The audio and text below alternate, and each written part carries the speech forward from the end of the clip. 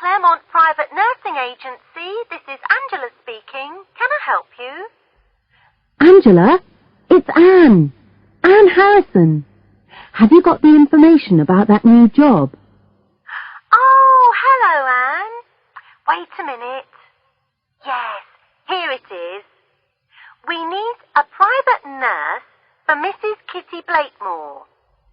Kitty Blakemore? The famous writer? Yes, Said Angela. that's right. But listen, Anne, there isn't really much wrong with her. Her heart is a little weak, but she's not really ill.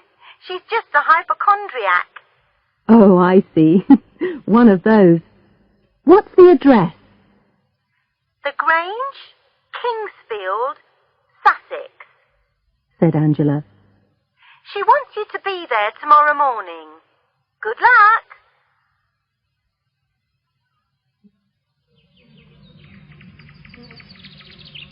Early next morning, I drove to Kingsfield, a pretty little village near the sea.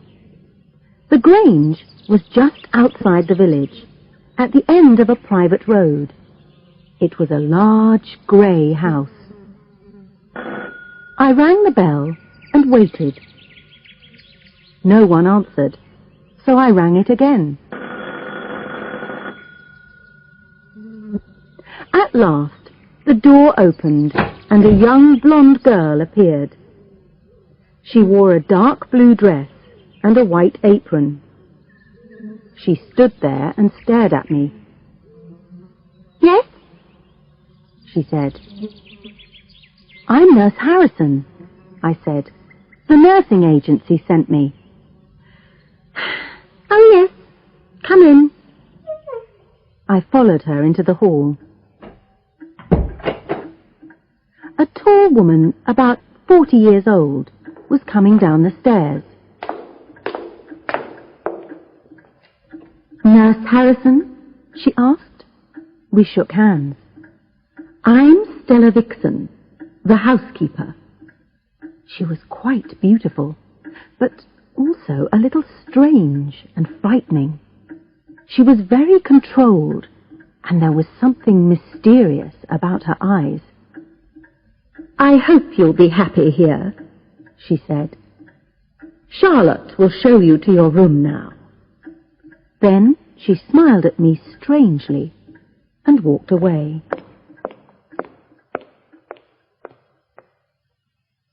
I followed Charlotte up the stairs and down a long corridor. She pushed open a door at the end. "Here's your room," she said. I put down my suitcase. I waited for her to go away, but she didn't. Instead, she sat down on my bed. "Why do you want to work in this place?" she asked. "It's just a job," I replied. "Mrs. Blakemore's terrible," said Charlotte. "She's not really sick. She just wants to lie in bed all day and give us orders. I don't know why her husband likes her. He's famous too, you know. He writes wonderful music. Have you ever heard of him?" "No?" "Well, he's lucky. He's away at the moment. He's working in Wales. Poor us. We have to stay here with her." Charlotte was talking, and I was brushing my hair and looking at her in the mirror. She took something out of her apron pocket and examined it. Suddenly, there was a knock at the door, and she jumped off the bed. She quickly put the thing back in her pocket. Stella Vixen came in. "Are you still here, Charlotte?" she said. "Hurry up and go downstairs. Oh, and Mrs. Blakemore has lost one of her rings. It's not in her jewel box. Do you know anything about it?" "What do you mean? I'm not a thief!" cried Charlotte angrily. "I didn't take it." "All right," said Miss Vixen. "Calm down. I only said, do you know anything about it? Now, hurry up and go and do your work." Then she turned to me. "If you're ready, Nurse Harrison, we'll go and see Mrs. Blakemore now."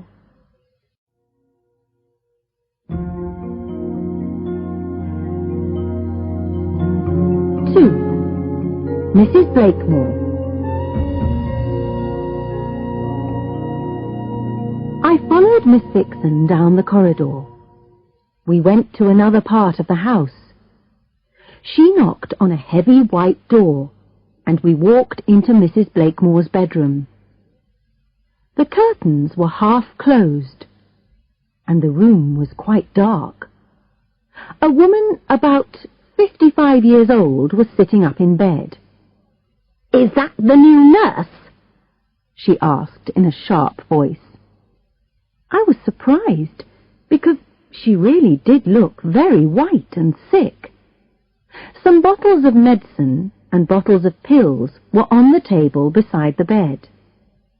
The bed itself was covered with books, letters, and half-eaten chocolates. "Yes, this is Nurse Harrison," said the housekeeper. "Good," said Mrs. Blakemore. "Now you, get out and leave us alone." I was astonished, but Miss Vixen said nothing. She just smiled politely and left the room. Mrs. Blakemore stared at me. "You look intelligent, nurse," she said. "These others, they're all useless. I'm not getting better, you know. I'm getting worse." A look of fear came into her eyes. "Do you know, sometimes I think that someone is poisoning me." "Nonsense," I said. "You just need some nice fresh air." I pulled back the curtains and opened the window. Sunlight poured into the room. I took her temperature. It was perfectly normal. "Now, Mrs. Blakemore," I said, "a nice walk in the garden will make you feel a lot better." "Oh, don't be silly," she said. "I'm much too weak." At that moment, Miss Vixen opened the door and said, "Dr. Spencer is here." A short, fat man with glasses came in. "And how's my patient today?" he asked. "I've got a very nasty taste in my mouth, doctor," she complained. "My legs hurt, and I feel sick." "Ah," he said, "but you've got a nice new nurse. What a lucky woman you are." "Listen, doctor," said Mrs. Blakemore. "I'm not getting better. I was sick last night." "Oh dear," said Dr. Spencer. "You've been eating too many chocolates." He smiled at her, and then at me. "I'm really sick, you fool," said Mrs. Blakemore angrily. "My dear lady," said Dr. Spencer gently, "please don't worry. You worry too much." He looked at me. "I'll just give her a little injection. It will calm her down." I nodded. "She has some strange ideas," he said. "She's a writer, you see." The injection worked. Soon she was lying there quietly. Then Dr. Spencer noticed the chocolates. "Look, what did I say? More chocolates. Dear, dear." "Yes, my nephew always brings me chocolates," said Mrs. Blakemore. "Your nephew?" "My nephew, our vicar, the Reverend John Palmer." she explained in a tired voice. Oh, so he's your nephew, is he? That's interesting, said the doctor. I didn't know that. I've told you hundreds of times, said Mrs. Blakemore.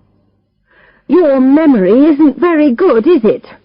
Or perhaps you just want to annoy me. He laughed a little nervously, and he left the room. Useless man, she said. Then she smiled at me strangely. I've got a little joke for Dr. Spencer. Have you? I said. Yes. I've told him that I'm going to leave him a lot of money in my will when I die. But it's not true. No, I'm not going to leave him anything. Mrs. Blakemore laughed weakly.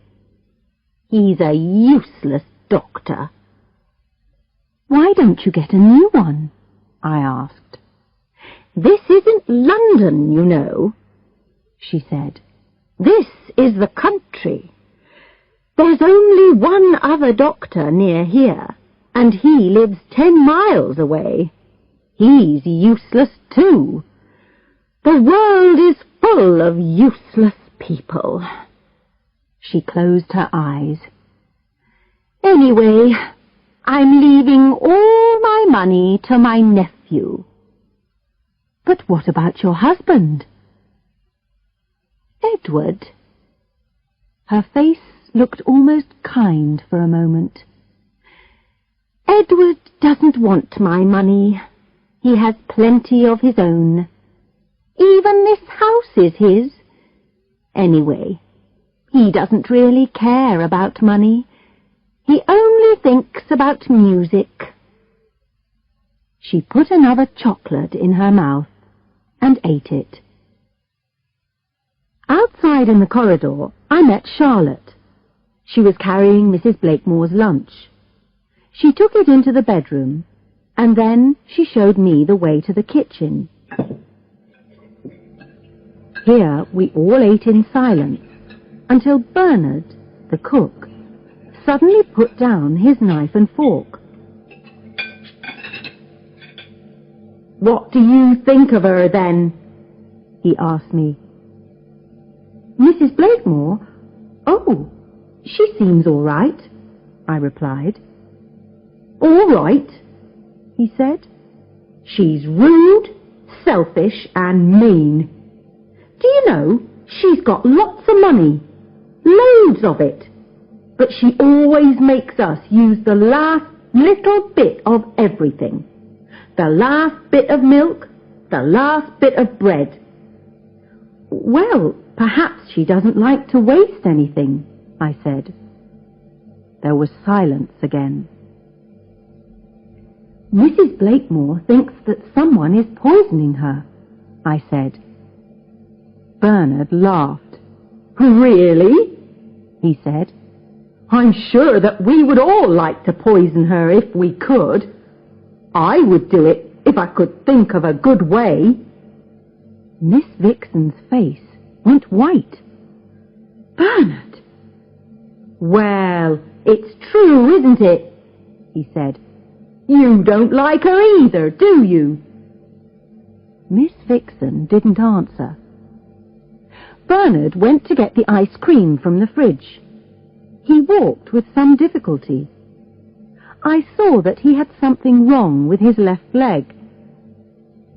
Suddenly, Charlotte said to me, That's a nice ring you have. It's a diamond, isn't it? Yes, I said. At last the conversation had changed. I'm getting married next year. My boyfriend's name's David, and he's a sailor. He's going to be away at sea for the next 6 months. Oh, I'd like to get married too, Charlotte said. I want to marry a rich man. Then I can have a big house like this, and a maid. She laughed. Who knows? Perhaps if Mrs. Blakemore dies, Mr. Blakemore will marry me. He's a bit old, but he's famous, and he is rich. If that's a joke, Charlotte, it's not very funny, said Miss Vixen. Bernard laughed again. Yes, Charlotte, keep your mouth shut. Mr. Blakemore would never want to marry a silly little girl like you.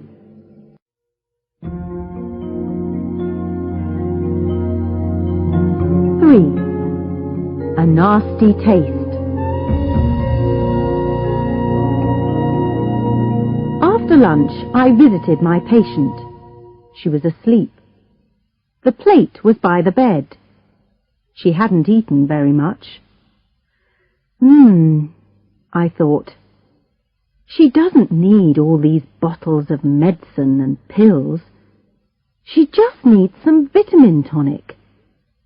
I decided to walk into the village and buy some for her. It was a beautiful afternoon, and the village looked very pretty. As I passed the church, I remembered that the vicar was Mrs. Blakemore's nephew, so I went inside to have a look. It was a lovely old building, but it was in a terrible condition. Some of the coloured glass in the windows was broken, and there were holes in the roof. There was only one shop in Kingsfield. The woman who owned it was busy. She was talking to a thin man in a black suit. "Oh dear, Vicar," she said, "it's going to cost a lot of money to mend that roof." "Don't worry, Mrs. Owen," he said. "We'll get the money."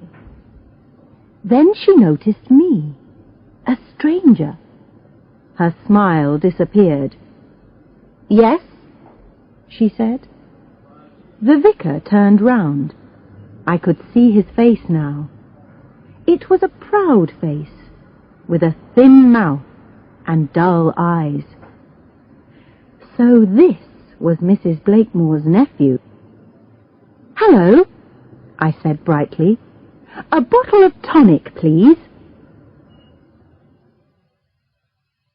That evening I saw Reverend Palmer again. I had just helped Mrs. Blakemore to go to her bathroom. She wanted to wash and brush her teeth. When he came in, I was helping her to get back into bed. He was holding another box of chocolates. "Ah, John, it's you. Come and sit down," she said. "Look, I've got a nice new nurse. She's going to make me better." He looked at me, but I don't think he remembered me. "Smile, John, smile," his aunt said. "You're always so serious."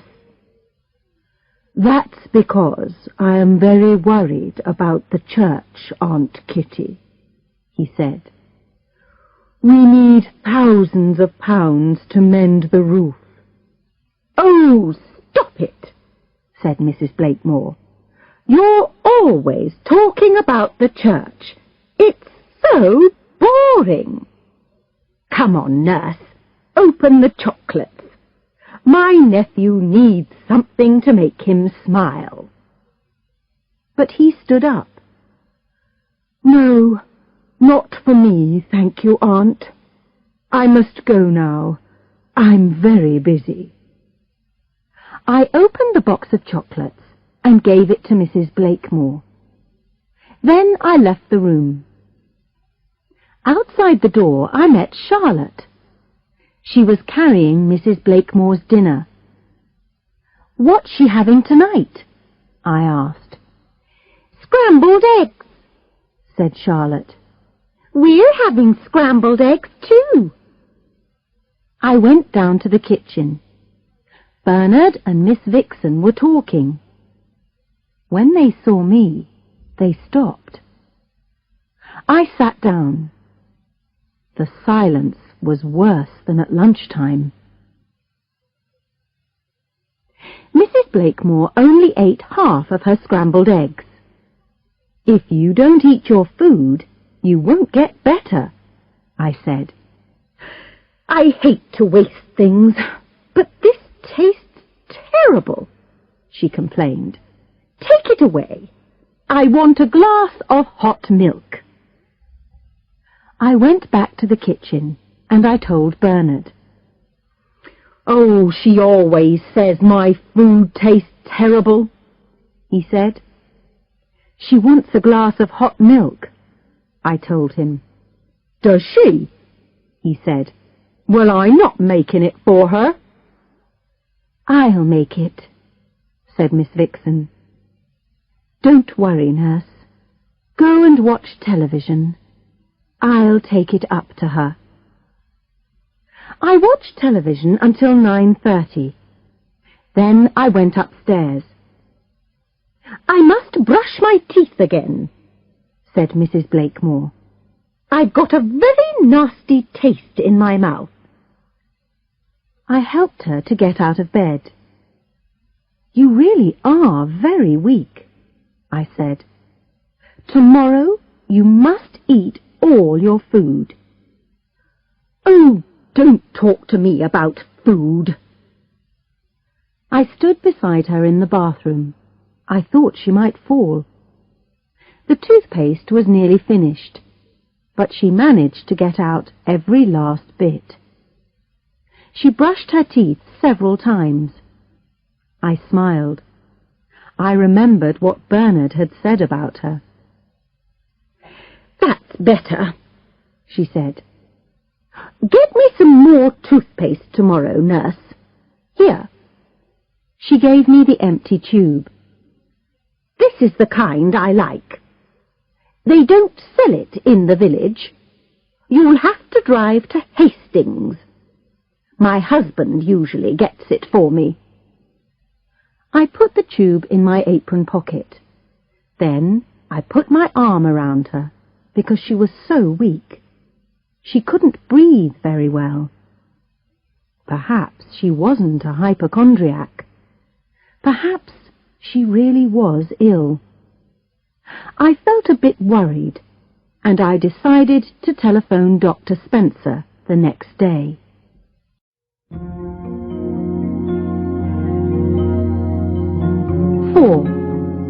A suspicious death.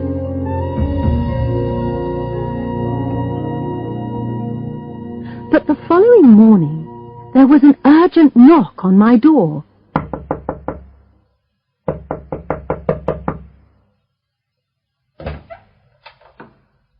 It was Stella Vixen. "Nurse! Nurse!" she cried. "Something terrible has happened. Mrs. Blakemore's dead." I stared at her.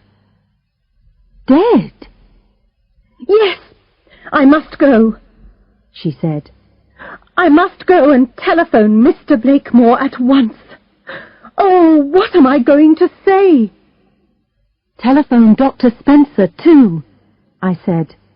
Then I ran down the corridor. Mrs. Blakemore was lying with her eyes open. The light beside her bed was still on, and the curtains were closed. The empty milk glass was on the floor. I lifted her arm, but it was already cold. A strange, sweet smell came from her mouth. Charlotte appeared with the breakfast.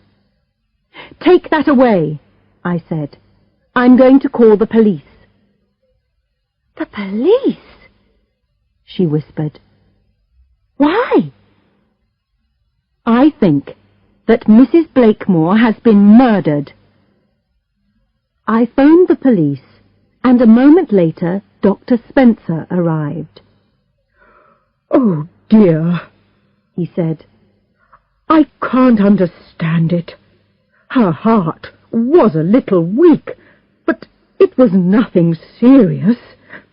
I just can't understand it. I didn't think that she would die. No, Doctor. Neither did I said coldly. But perhaps her heart wasn't the problem. Can you smell that strange smell? Perhaps she has been poisoned. Poisoned? His hands shook.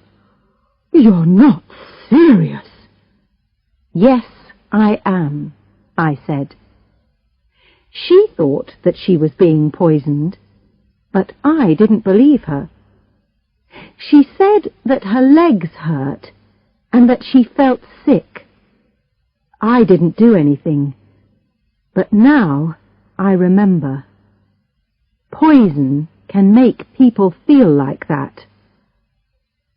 Dr. Spencer looked at Mrs. Blakemore, then at me.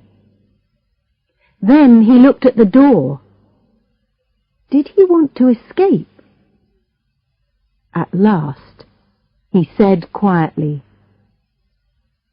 "Perhaps we should telephone the police."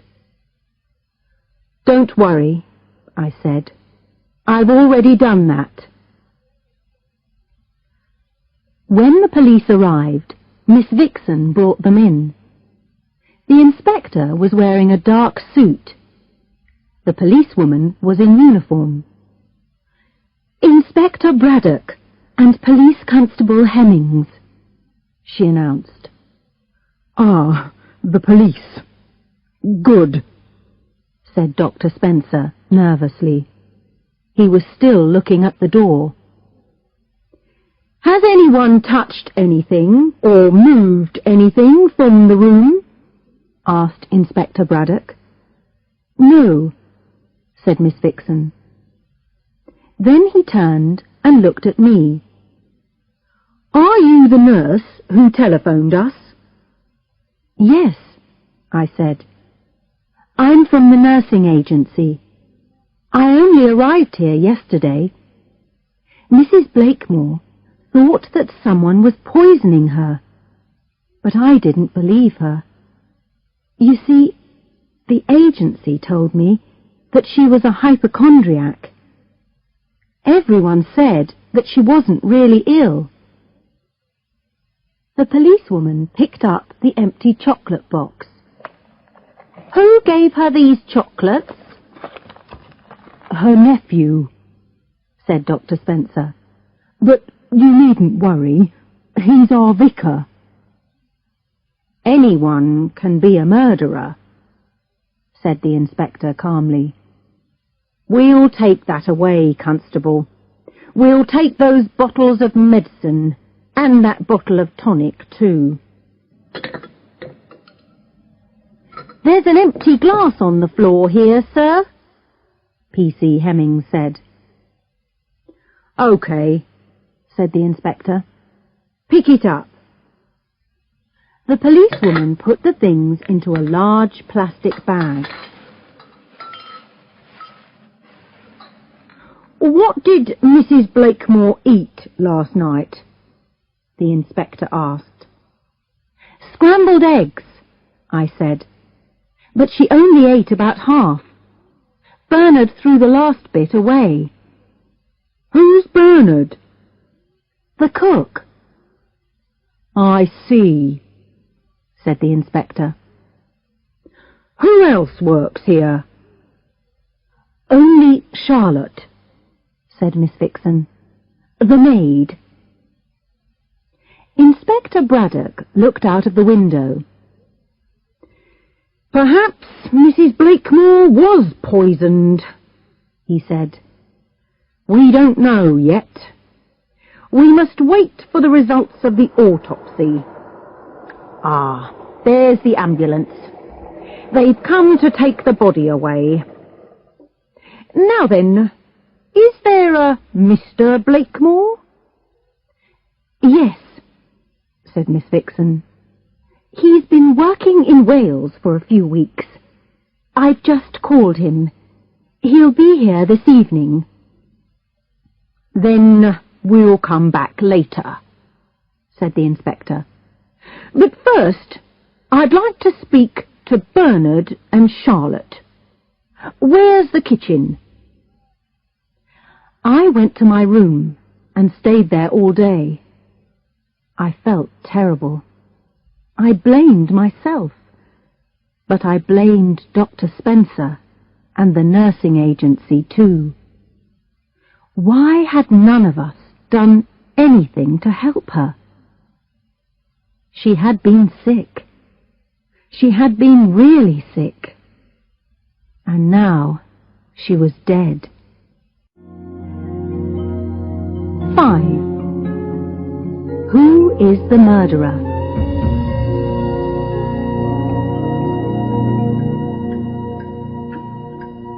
At about 6 o'clock, I went downstairs. Mr. Blakemore had just arrived. Charlotte was taking his suitcase. He was a good-looking man, of about 50, with white hair. His face was tired and worried. "Come into my study," he said to Miss Vixen, "and tell me all about it." I went to the kitchen because I wanted a sandwich. Bernard was pouring away a bottle of milk. "Bernard," I said, "what are you doing? The inspector doesn't want us to throw anything away." He turned round. "Are you suggesting that I poisoned her? What about you? It's strange, isn't it? You arrive here, and the next day Mrs. Blakemore is murdered." "Don't be silly," I said. "I don't have a motive." Suddenly, Stella Vixen rushed in. "Nurse Harrison, quick! Can you come and see Mr. Blakemore?" When I reached his study, he was walking up and down. "Sit down, Mr. Blakemore," I said. "Here, let me pour a drink for you." "I want to be with her." He was crying quietly. "Why can't I be with her?" "I'm sorry," I said. "They took your wife's body away." He put his hands over his face. Then Charlotte appeared at the door. "It's the police," she whispered. "They're here again." They only spoke to Mr. Blakemore that night, but the next day they returned and questioned everybody. Then, the following day, a lawyer came to read the will. Dr. Spencer and Reverend Palmer arrived to hear it with the others. I was not invited, so I spent the morning in my bedroom. Nothing was certain yet, but I felt sure she had been murdered. There were 3 questions. Who? How? Why? I made a list and tried to work it out. 1, was it her nephew, the Reverend John Palmer, with his boxes of chocolates? Did he murder her for the money to repair the village church? 2, was it Dr. Spencer, with his medicines and injections? Did he think that she would leave him some money? 3, was it Bernard, the cook? Did he poison her food? Why did he hate Mrs. Blakemore so much? 4, was it Charlotte, the maid? Did she put something into Mrs. Blakemore's food? Does she think that Mr. Blakemore will marry her now? 5, was it Stella Vixen, the housekeeper? Did she poison the hot milk? Why does she seem so strange?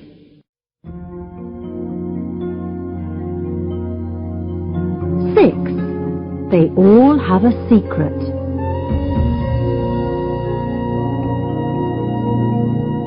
That afternoon, the inspector announced, "We now have the results of the autopsy. Mrs. Blakemore was poisoned. She was probably given small amounts of arsenic for some time to make her weak. Then another poison, cyanide, finally killed her." He looked around at us all. Everyone seemed nervous and uncomfortable. "Now then," he continued, "what was the motive for this murder?" "Well, money's usually a good motive. And in her will, Mrs. Blakemore left all her money to her nephew, several £1,000,000.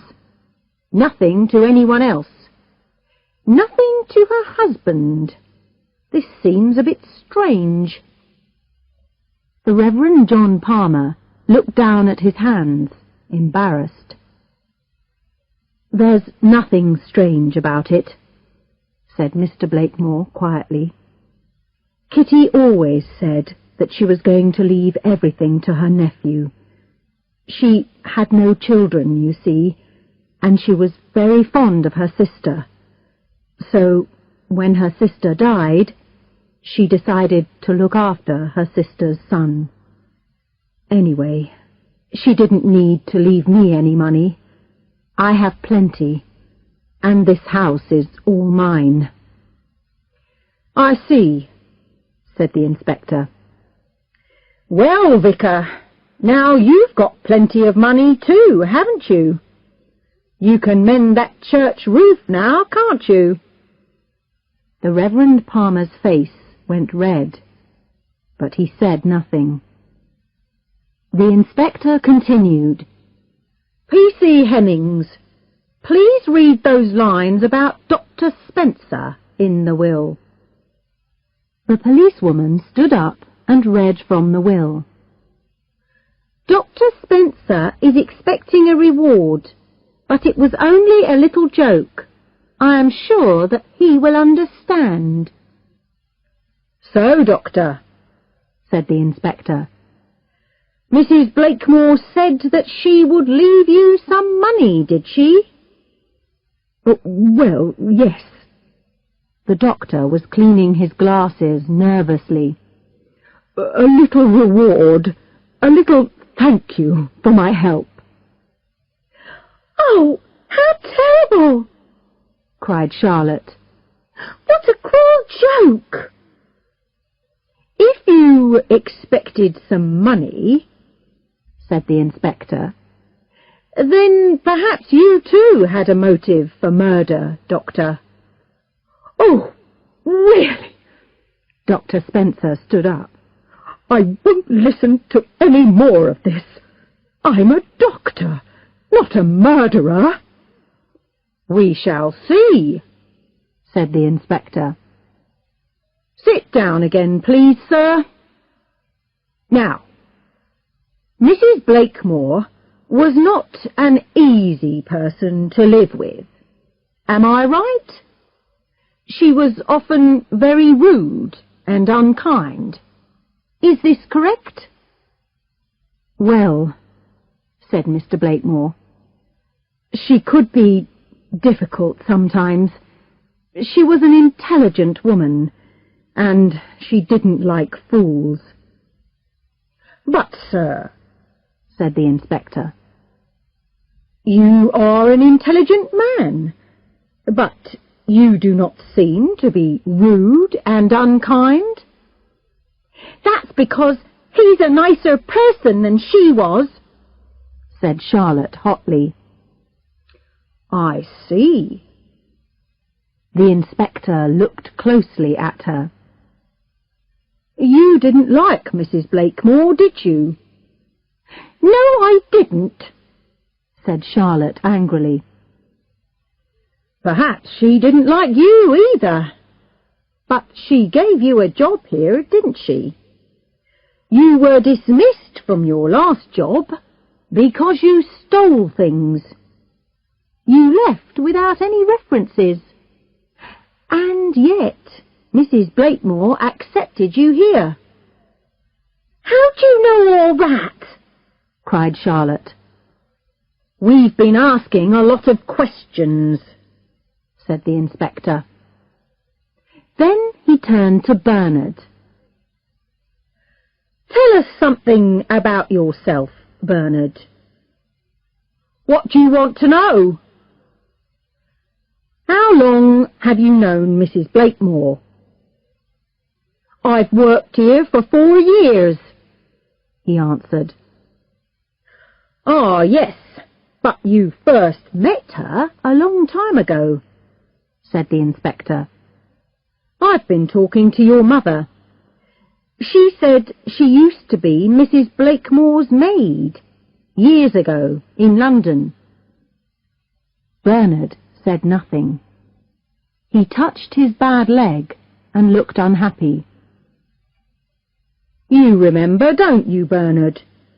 You were the maid's child, a poor little boy with a damaged leg. Your mother worked for the rich lady in the big house. Stella Vixen was looking at Bernard. She seemed sorry for him. The inspector continued. You needed an operation on your leg, didn't you? But it was too expensive. And Mrs. Blakemore wouldn't help you, would she? Bernard suddenly spoke.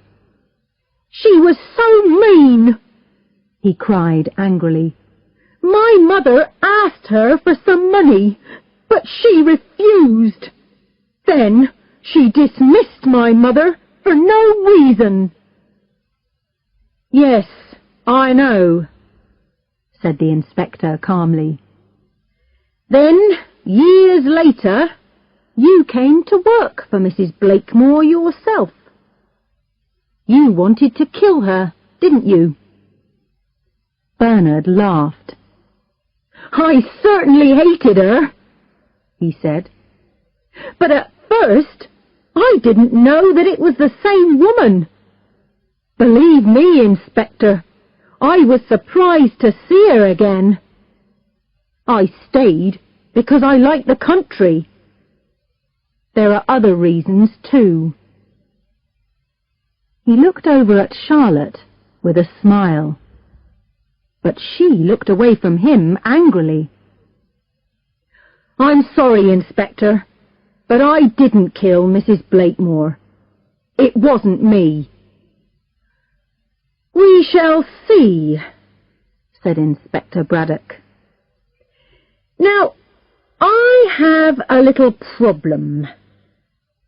We have examined the things from Mrs. Blakemore's bedroom, but we can't find any evidence of poison.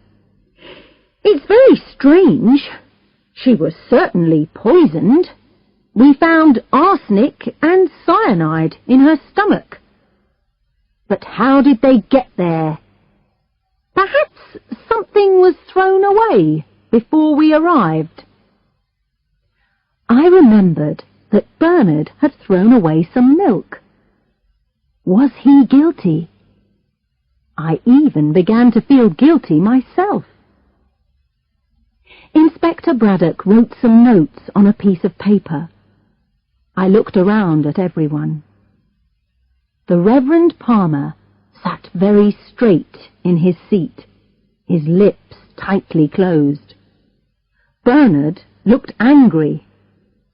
Dr. Spencer was wiping his face and glasses again. Charlotte looked frightened. Stella Vixen's face was embarrassed. She was looking down at her hands, like someone in pain. I looked quickly across the room and noticed something. For a second, only a second or two, Mr. Blakemore lifted his head and looked at her. There was something mysterious in his eyes. "OK, that's all for today," said Inspector Braddock. "We'll come back tomorrow." I was worried, but I didn't know why. I had forgotten something. But what? Stella Vixen was very quiet during dinner. Why had Mr. Blakemore looked at her in that strange way? 7.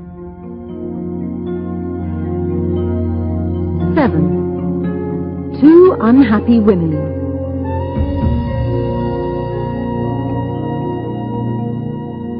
Later, at about 10 o'clock, I left my bedroom and went down the corridor to the bathroom.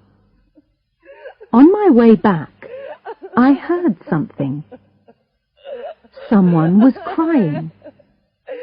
The noise came from Miss Vixen's room, so I knocked on her door. "It's me, Nurse Harrison," I said. "Is anything wrong?" The handle turned and the door opened a little. "Can I come in?" I said.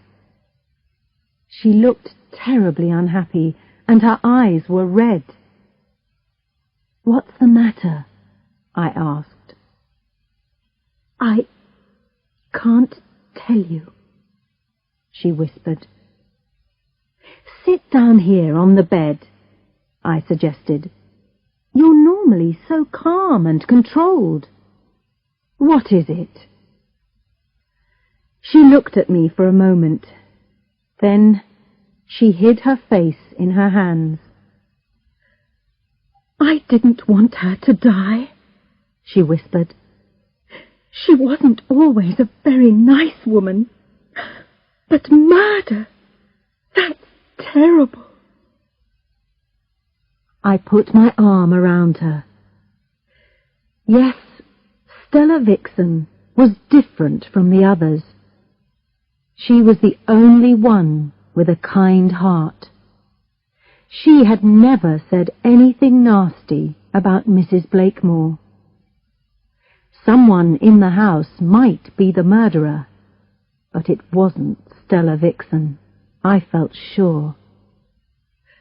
"Please," she said, "you must go now." "But will you be all right?" I was worried. She seemed so frightened. "Yes, go," she said. "I'm sorry. It's my problem."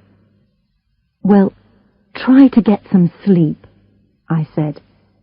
"I'll see you in the morning." "Yes, thank you, nurse. Good night." I was worried about her. Perhaps Charlotte could help. I went along the corridor to her room and knocked. "Charlotte, can I come in?" There was no reply, so I knocked again. At last she opened the door. "What is it?" she said sleepily. "I need to talk to you." "I'm half asleep," she complained, but she let me in. She got back into bed. I sat down beside her. "I've just seen Miss Vixen. She's been crying, and she seems very frightened. Do you know why?" "No, it's not my business. She can do what she likes. I don't care." "You don't like her, do you?" "Why?" She did not reply. Instead, she looked bored. She began to play with something on one of her fingers. It was a diamond ring. "That's pretty," I said. "Where did you get it from?" "It's mine," she said quickly. Then she hid the ring with her other hand. Someone gave it to me. Is it one of Mrs. Blakemore's rings? Her face went red. I didn't take it. He gave it to me. Who gave it to you? She would not answer. Listen, Charlotte, I said. I tried to be gentle. Did Mr. Blakemore give you that ring? She started to cry quietly, angrily. Then suddenly she said, I saw them. He tried to kiss her. Who? I went into the study with some wood for the fire. It was in February. I saw them. Charlotte's eyes became darker. Why did he want her? She said to herself. She sounded jealous. What? Who did you see? Mr. Blakemore, of course. I tried to understand. Charlotte, you went into the study, and you saw Mr. Blakemore, and he was trying to kiss his wife. Is that right? No, silly, she cried. Miss Vixen! I stared at her in astonishment. She started to cry. Later, he gave me this little ring. He said, be a good girl, it can be our little secret, can't it? I was so shocked that I couldn't say anything. I remembered the strange look that Mr. Blakemore had given Miss Vixen, and the look of embarrassment on her face. I don't know why he wanted her, said Charlotte. He wanted her to marry him, but she told him not to be silly. He was already married. She looked at me sadly and dried her blue eyes. Then I remembered something. Mr. Blakemore had cried, I want to be with her. Why can't I be with her? Now I understood. He hadn't been talking about his wife that night. He had been talking about Stella Vixen. You've been a bit silly yourself, Charlotte, I said. Mr. Blakemore is much too old for you. One day you'll meet the right man, I'm sure. Now go to sleep. You can tell all this to the police tomorrow morning. The police? She whispered. Why? It may help them. Will I have to give back the ring? I don't know, Charlotte. Anyway, there are more important things than your ring. I left her.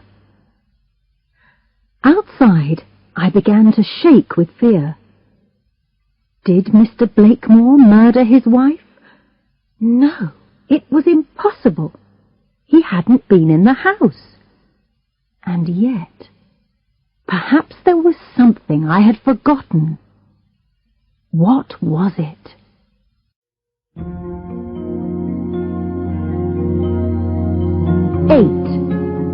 A perfect murder. Suddenly, I heard footsteps. I hid myself in the shadows against the wall. I saw the shape of a man at the end of the corridor. He started to come towards me.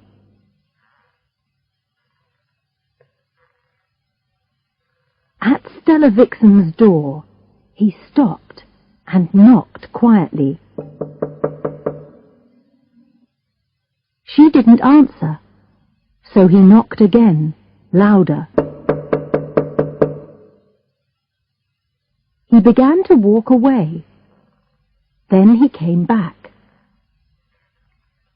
Stella, he called in a low voice.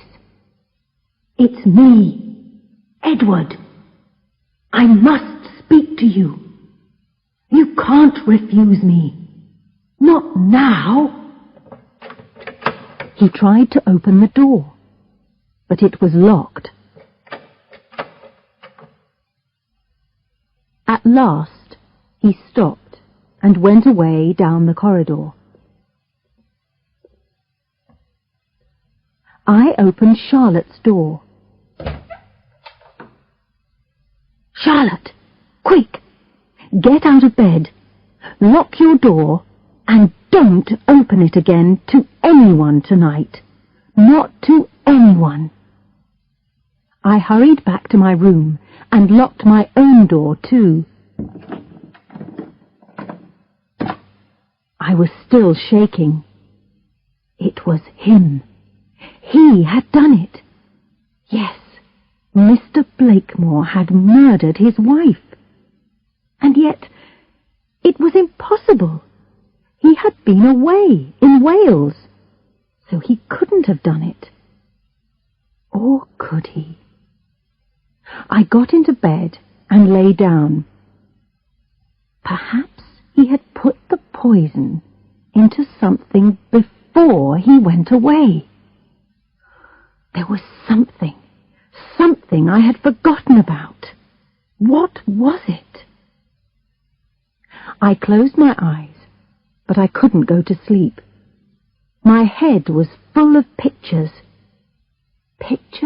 and voices. I saw Mr. Blakemore's face, and he said, "I'm all alone, Stella. You can't refuse me now." Then I saw Miss Vixen's face. Her eyes were red, and she whispered, "I didn't want her to die." She looked at me and said, "It's terrible. Someone has murdered Mrs. Blakemore." I sat up and put the light on again. Midnight. It was going to be a long night. Suddenly a picture of Mrs. Blakemore came into my head. It was the evening of her death. She was weak and thin. I was helping her into the bathroom. She wanted to brush her teeth. She had a nasty taste in her mouth. Then what? Oh, yes, she finished the toothpaste. I had to get her some more. It was an unusual type. Her husband usually bought it for her in Hastings. I opened my eyes. I got out of bed and found my uniform. I put my hand into the apron pocket. Then I touched something hard and cold. It was the empty toothpaste tube. Of course. Of course. So, it had nearly been the perfect murder. Mr. Blakemore had made sure that he was away, far away in Wales, so no one would ever suspect him. He had put the poison into the toothpaste. No one would ever think of that. His wife would use it every day until it was finished. And the empty tube? It would be thrown away, so there would never be any evidence. It was a large tube, enough for several weeks. I turned the top and took it off. Yes, I could smell that strange, sweet smell again. But how did he put the poison into the toothpaste? Injections, probably. Yes, injections of arsenic deep into the tube, through the opening. And what about the cyanide at the bottom? It was a long tube, too long for most needles. I examined the tube very carefully. I was looking for marks on the outside. Yes, there were 2 very small holes in the metal near the end. I put the tube back in my apron pocket. It was safe there. Now I had to wait for the morning and the police. I washed my hands carefully and climbed back into bed. I tried to go to sleep, but that was impossible. Every time I closed my eyes, I could see Mrs. Blakemore in her bathroom. She was trying to get out every last bit of the toothpaste. And I could hear Bernard's voice. Do you know, she's so mean that she always uses up the last little bit of everything.